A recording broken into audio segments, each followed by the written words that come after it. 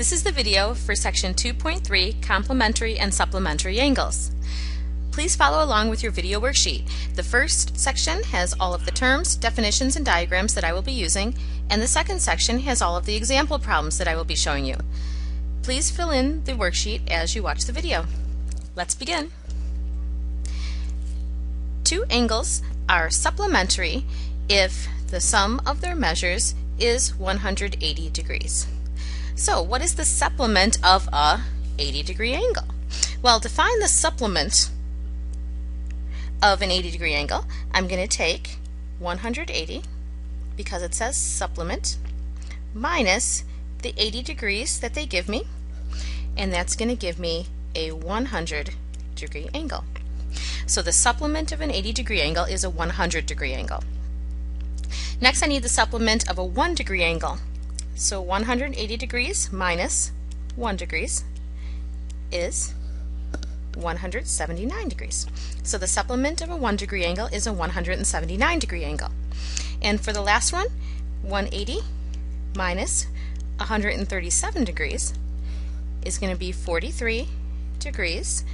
So the supplement of a 137-degree angle is a 43-degree angle. Next two angles are complementary if the sum of their angles is 90 degrees. So what is the complement of a 80-degree angle? So since it says complement this time, I'm going to take 90 degrees minus the 80 degrees that I'm given, and that gives me 10 degrees. So the complement of an 80-degree angle is a 10-degree angle. Next, the complement of a 1-degree angle, I take 90 minus 1 degree, and I get 89 degrees. So the complement of a 1-degree angle is an 89-degree angle. And last, 90 degrees minus 37 degrees is 53 degrees. So the complement of a 37-degree angle is a 53-degree angle. Now next, adjacent angles. Adjacent angles will have the same vertex, they will share a side, which is a ray, and they have interiors that do not overlap. So by share the same vertex, I mean the vertex of the red angle and the vertex of the blue angle are both at that highlighted blue dot. So they have to have the same vertex. Next, they have to share a side. So what that means is this side that I'm highlighting in yellow right now is in both the red and the blue angle. So they do share a side. And they also have interiors that do not overlap. The interior of the red angle is in this area, whereas the interior of the blue angle is in this area.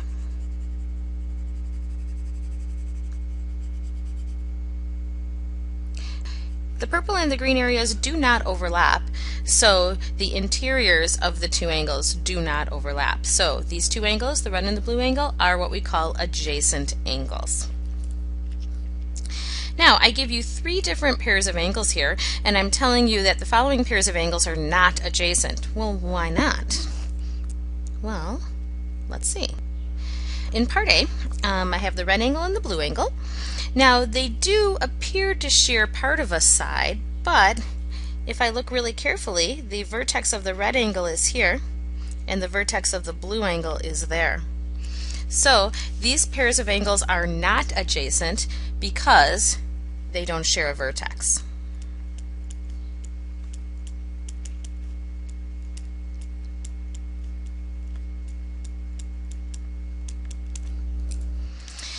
Now in B, I have two angles, the red and the blue, and these do share a vertex, but the problem with this one is they don't have a side in common. Okay? Those two yellow rays should be right on top of each other, and they're not, so they do not share a side.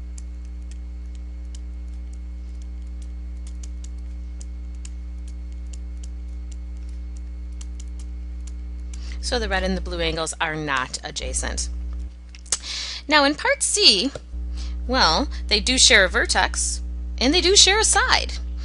But unfortunately, these are not adjacent angles because the interior of the blue angle, I'm shading it yellow right now, and the interior of the red angle, shading that right now,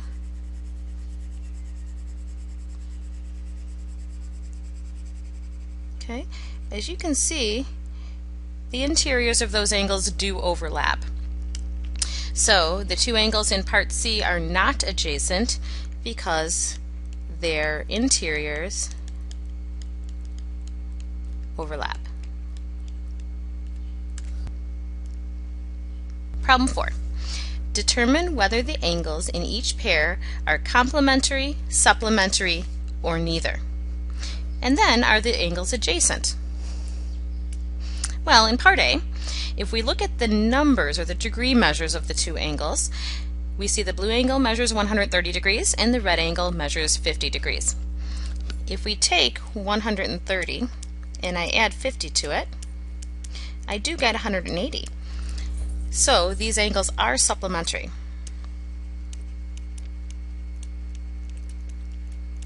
Because their measures add to 180 degrees. But they do not share a vertex, they do not share a side, so they are not adjacent.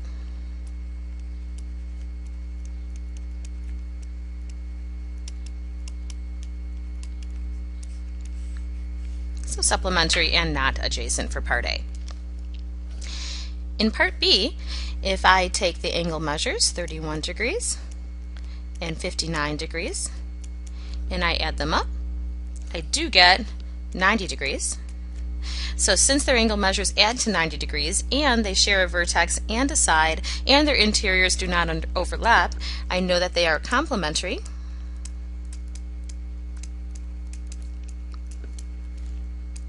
and adjacent.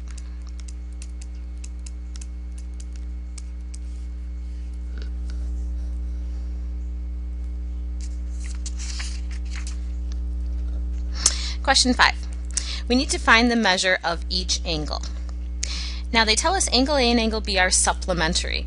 Now as soon as they tell us they are supplementary, that means the measure of angle A plus the measure of angle B is 180 degrees. They also tell us the measure of angle A is 9x, so I substitute 9x in for a measure of angle A. And then they tell me the measure of angle B is 6x, so I'm going to substitute that in for the measure of angle B. And they add to 180. Now, combining like terms here, I have 9x plus 6x is 15x equals 180. Divide both sides by 15.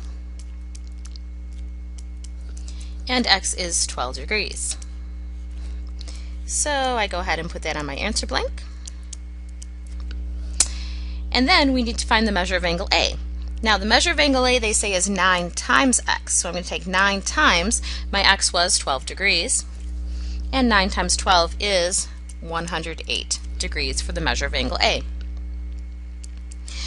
The measure of angle B they give us as 6 times x, which is 12 degrees, and 6 times 12 is 72, so the measure of angle B is 72 degrees. Part B. This time angle A and angle B are complementary. Now since they're complementary, that means the measure of angle A plus the measure of angle B is 90 degrees this time. And then they say the measure of angle A is 11x minus 6. So I'm going to substitute that in where it says measure of angle A. And then it says the measure of angle B is 7x plus 15. So I'm going to substitute that in where it says measure of angle B. Then, collecting like terms, 11x plus 7x is 18x. And negative 6 plus 15 is positive 9 equals 90. Then, subtracting 9 from both sides, I get 18x equals 81. Dividing by 18 on both sides, I get x is 4.5. degrees.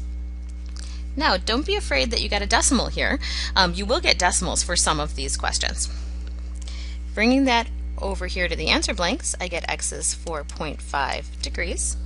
And for the measure of angle A, they tell me it's 11x minus 6. So I'm going to go 11 times x, which is 4.5, minus 6. And that calculates to 43.5 degrees. And for the measure of angle B, they tell me that's 7 times x, which is 4.5, plus 15.